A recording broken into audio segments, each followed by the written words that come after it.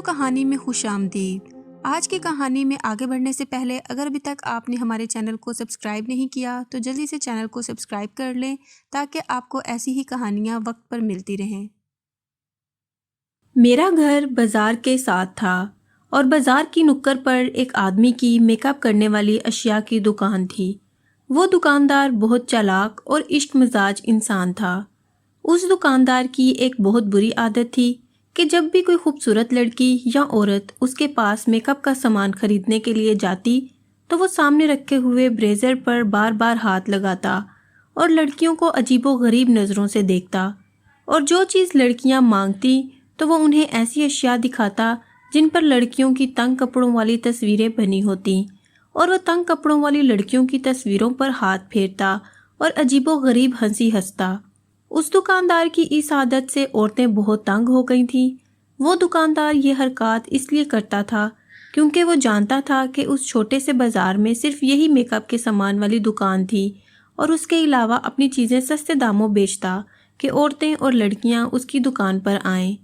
اکثر اوقات عورتیں اور لڑکیاں بغیر کچھ خریدے ہی وہاں سے چلی جاتیں، لیکن جو لڑکیاں اس قسم کی ہوتیں وہ دکاندار ان کو فری میں میک اپ کا سامان دے کر اپنا کام کر لیتا۔ اس محلے کی عورتیں اس دکاندار کی اس عادت سے بہت تنگ ہو چکی تھیں۔ جب بھی کوئی عورت جاتی تو ان کے سامنے بریزر کے اوپر بار بار ہاتھ لگاتا اور گندی گندی مسکراہٹ نکالتا اور وہ چیز سامنے رکھتا جن پر لڑکیوں کی ننگی تصویریں بنی ہوتی۔ ہمارے محلے کی دوسری سائڈ پر ایک عورت کا گھر تھا۔ وہ عورت بیوہ تھی لیکن اس کی عمر 30 سال تھی۔ اس عورت کو دیکھ کر ایسا لگتا تھا کہ یہ کوئی 18 سال کی نوجوان لڑکی ہے، لیکن اس کا حسن قدرتی تھا۔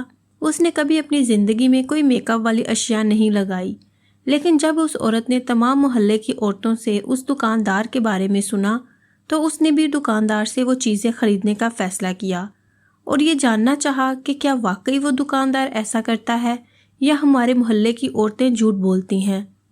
ایک دن وہ دوپہر کے وقت اسی دکان پر میک اپ کی اشیاء خریدنے کے لیے گئی۔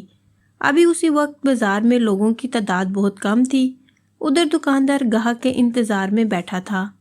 جیسے ہی وہ عورت اس کی دکان میں داخل ہوئی، اس نے وہی عادات دہرانا شروع کر دی تاکہ اس عورت کو اپنے جال میں پھنسا لے، اور حتیٰ کہ اکیلا پاتے ہوئے اپنی گندی خواہش کو پورا کرنے کا بھی کہہ دیا۔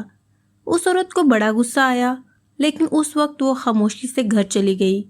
لیکن جب اس نے دیکھا کہ بازار میں لوگوں کا ہجوم لگا ہوا ہے تو اس نے اپنے گھر سے ایک استعمال شدہ بریزر لے کر اس کی دکان میں داخل ہوئی اور اس دکاندار کو کہا کہ اس کے برابر سائز اور اس کے برابر رنگ کا مجھے بریزر دے دو۔ جیسے اس دکاندار نے اس بریزر کو اپنے ہاتھ میں لیا تو اس عورت نے بازار میں شور مچانا شروع کر دیا۔ اس لڑکی کے شور سے تمام بازار کے دکاندار اور تمام بازار میں موجود لوگ اس دکاندار کی دکان پر اکٹھے ہو گئے۔ لوگوں نے اس سے پوچھا کہ تم شور کیوں مچا رہی ہو؟ تو اس نے کہا کہ اس نوجوان نے میرے سینے میں ہاتھ ڈال دیا ہے، اور جب میں نے اس سے دور ہونے کی کوشش کی تو میرا بریزر ٹوٹ گیا اور اس کے ہاتھ میں رہ گیا۔